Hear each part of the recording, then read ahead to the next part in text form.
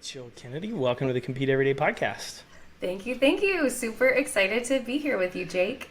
So you've done a number of things. We've been connected because we both do a lot of work in the construction space, and I love your work, and so was excited to have this conversation, not only because I've seen kind of your growth and development from not only branding, employee branding, recruitment marketing, all of the things in that space, but now that you're doing a lot more speaking, our paths are crossing with some similar clients. And so wanted to have this conversation because I think it's really relevant, not just for the clients that we have both worked with in the construction industry, in the manufacturing industry, around you working with them around, building content and building their personal brand, especially on LinkedIn, but the idea of employee recruitment and finding the right fit. And so what I'd love to start with today is, first, how did you fall into the construction industry? I asked our mutual friend Melanie the same thing, because for most people, the construction industry is a big, gruff, manly industry, and it very much still has pieces of that stereotype. But there's more and more women getting involved in leading organizations and being independent team members like yourself. And so tell me how you kind of fell into this industry or intentionally chose it.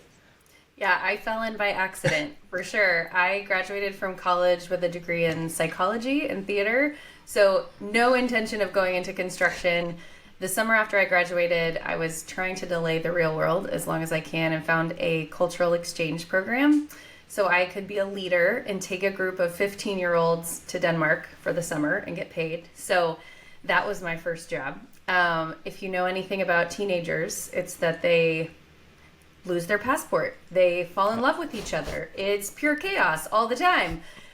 So the last night of the program safely brought them back to the United States, and their parents said, "What are you going to do now? If you can keep a group of teenagers alive in Europe over the summer, you could probably work in our construction company." So for the next 9 years, I worked for Beck, a commercial contractor, building their recruiting and retention programs. After that, I went to the Container Store and did the same thing. The thing I discovered was that people want to work in places where they feel valued and where they get value. Yet so many construction companies and firms struggle to articulate that value. So my company, Southern Lighthouse, really partners with firms to help clarify their brand story and highlight their values in order to position them as employers of choice. So candidates can understand that value. So that's how I got into it. I was going to say, and that we've echoed that here on the show a few times, and recently, as listeners will hear with Andy Lapata, in today's world, like, you have more of an opportunity to work wherever. Especially, we'll talk construction and DFW, like, everybody's fighting for talent, just like they are in other states, just like they are in other industries, because there's a little more flexibility in roles and opportunities. And we've seen so many people leave their last job because of the person they report to. And so we've talked about it from a leadership standpoint of the person I directly report to vastly influences whether I stay in an organization or not. You also talk about the story an organization tells and how not only they're invested in their people, but it's not just a job. And so talk to me a little bit about how we get, I would say, sometimes out of the weeds, right? Because for a lot of your work, it's around story. And obviously that goes back into theater and psychology and the things you studied in college. But how do we at least initially even start of being like, well, here's our benefits and here's the job and here's all the black and white data versus the story? How does somebody even start to understand, like, how do we actually even articulate a story when all we care about is like, here's the role? Yeah, I love the framework of give and get. So when I work with companies, really the question is, what do we as an employer give to you as an employee? So I call it the employee value proposition. And then what does you as an employee have to give to us as an employer? So what do we offer? Often that's benefits, often that's promotion or training opportunities.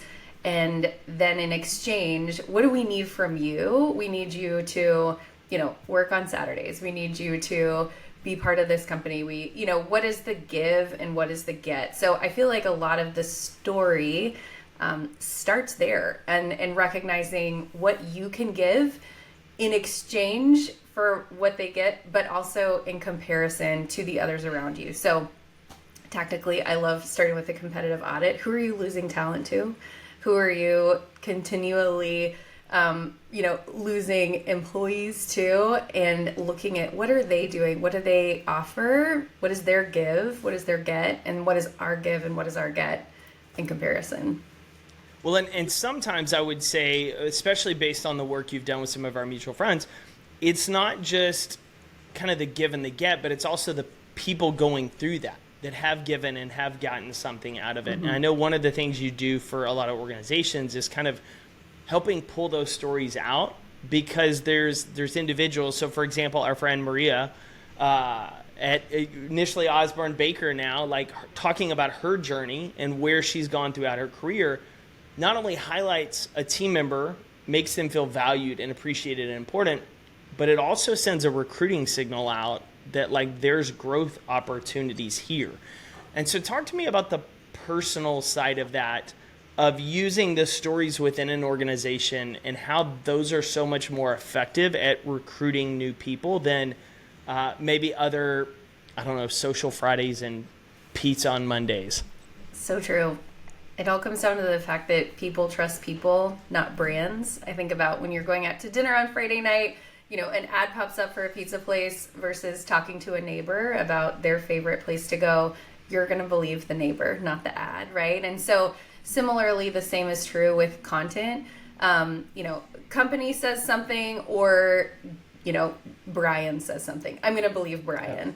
And so a lot of the work I do is interviewing employees and pulling out their stories in the form of testimonials, and then helping the company share that as a part of their company story. So one of my clients is a small engineering firm in Dallas that was competing with some big companies for talent. It's the David versus Goliath. And I got to sit down with their top engineers and say, what do you like about working here? One of them said, they actually track our hours and make sure we're not over 40. If we hit 41 hours, there's a conversation and a meeting. And I said, what? You work in the construction industry. Like, we are not known for work-life balance, but the fact that there is a structure in place on behalf of the company in order to maintain that work-life balance for you is incredible. That is a story we need to tell. Similarly, everyone is struggling to find superintendents. I interviewed one who works in manufacturing. He is remote. He's not near the home office. And I said, what do you like about the company? He said, every time there is an employee event, a company picnic, a team meeting, even though I can't go, I'm in a different state, they send me a shirt. I have a closet full of shirts. And to me, that means that they've been thinking about me, even though I'm in Florida.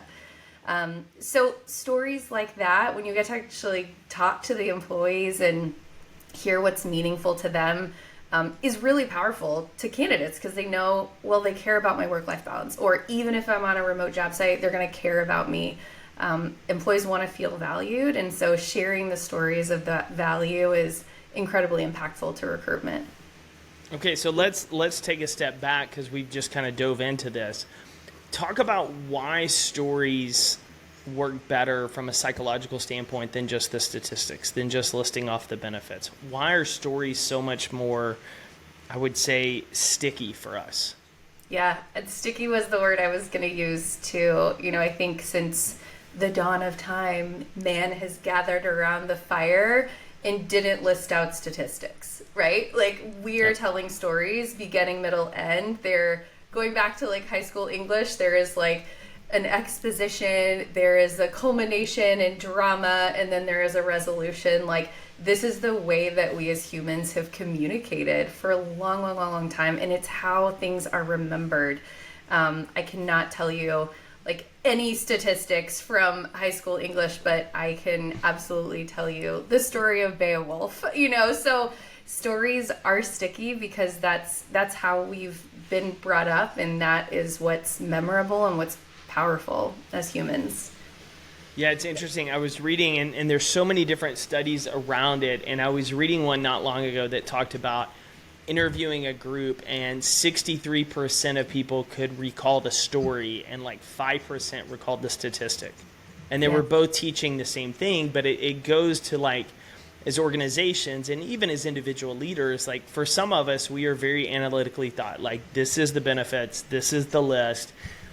And you've got to be able to wrap it in a story. And for me and you, like that's the work we do as teachers more than anything, right? As speakers, it's telling and teaching truths and actionable content wrapped in stories, because we can use stats to support it, maybe to scare people a little bit. But more than anything, like they're going to remember the story side.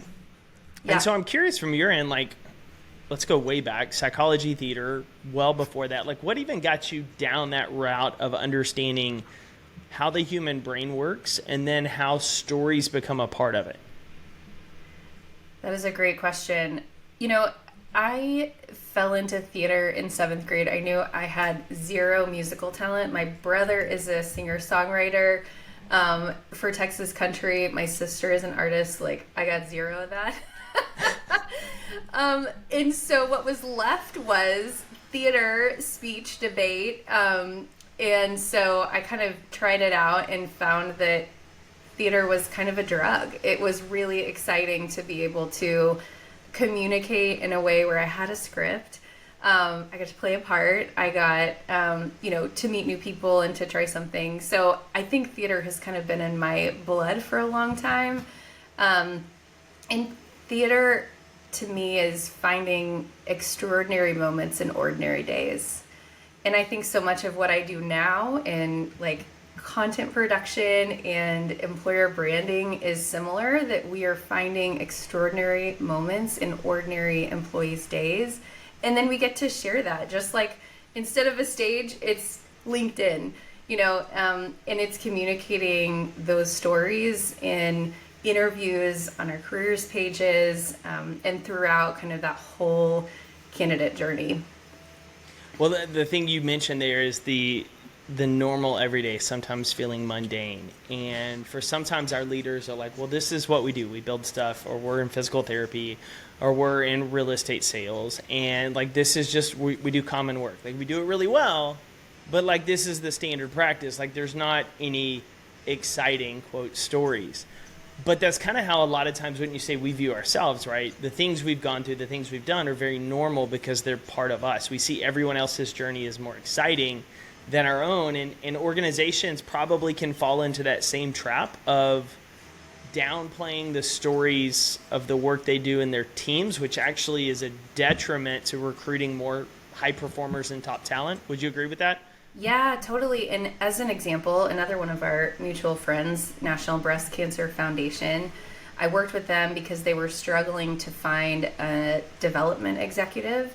When I looked at their job description, it was like needs, 10 years of experience and local sales information. I was like, guys, we're missing the story. The whole purpose of the National Breast Cancer Foundation is to support women who are experiencing breast cancer. Every single employee there is passionate about the mission because they have experienced breast cancer, or they had a sister or a friend or a mother go through it, and they want to make it better. So let's include that story in the job description because it is nowhere to be found. And they were able to create the story, rewrite the job description, share that with candidates, and find a really great candidate pretty quickly. But I think you're right. So often we're so close to it. You can't read the label from inside the bottle.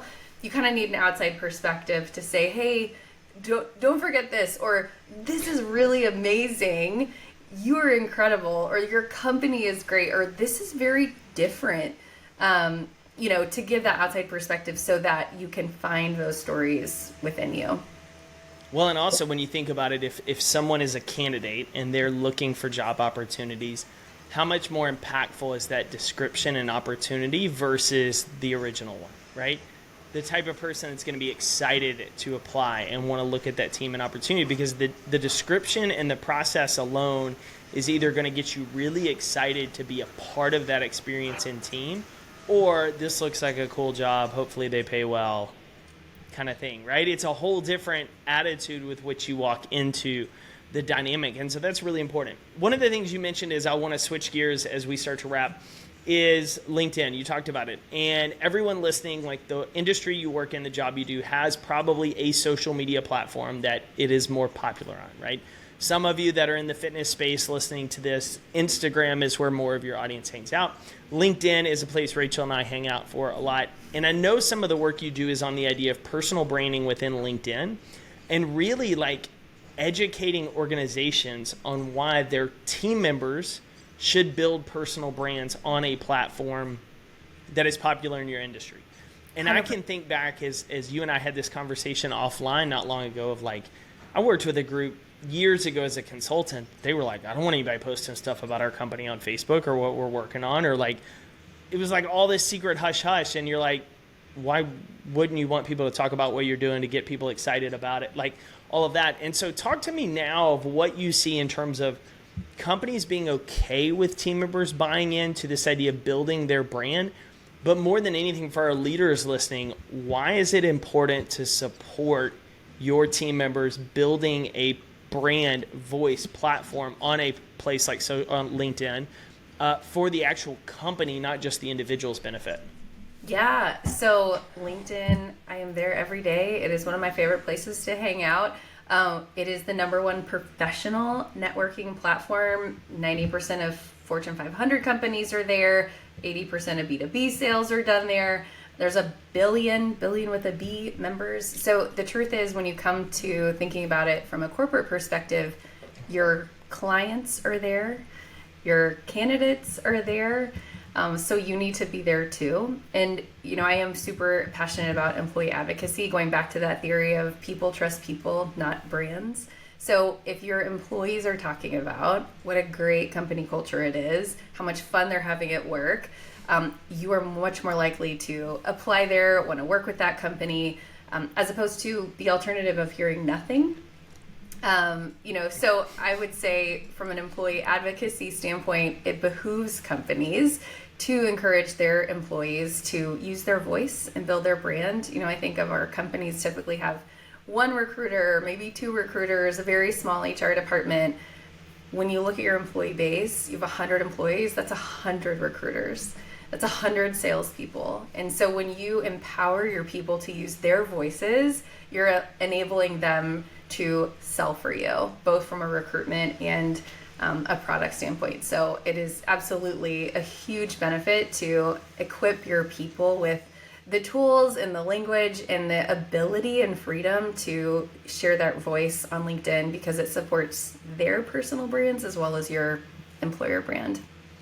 Yeah, I mean, and the beauty of LinkedIn is how their algorithm and reach really can amplify messages. But if you think about it, people scrolling on LinkedIn, they're building networks, and they see somebody on your team who's talking about the work that they're doing, or what a great culture it's a part of, or why they're grateful for their manager. Things like that, it makes them want to look more into your organization. Either as, hey, is there an opportunity for me, or is there an opportunity to work with those type of people? And that's ultimately it, because as we talked about at the beginning, right, it goes back to relationships and trust and people. And a lot of the work that you and I both do, and a lot of the groups I've worked with, from contractors and team members, has been through personal references and referrals. Or somebody I know posted on, hey, we did this really cool project on video, posted it on LinkedIn. Oh, that looks cool. Oh, that group's local. Let me look at them. I'd love to see if they can do some work. And so instead of trying to kind of shield or cover what your team members are doing, it's really important to allow them to grow, because it really actually amplifies you and your culture. And for somebody listening who's like, cool, I have no idea what to post on LinkedIn. I don't even know what to post on Facebook. And the only person that likes it is my mother, my grandmother, my kid, whoever. That's actually one of the things that you do. And one of the things I noticed in this was a couple of years ago for sure even, is when we'd been connected, and then I got to see some of your work pop up on LinkedIn, is you actually do content writing for people. You show them how to do some of that social selling on LinkedIn. You even do some of the writing for executives and individuals who are trying to grow their voice or their team's voice on there. And so talk to me a little bit about some of the services you offer, perhaps for our leaders that are wanting to do more on LinkedIn, but they're like, I don't know what to say. I don't know where to start, because I know you've got not only some digital products that they can watch videos and learn, but you also do some one-on-one work as well.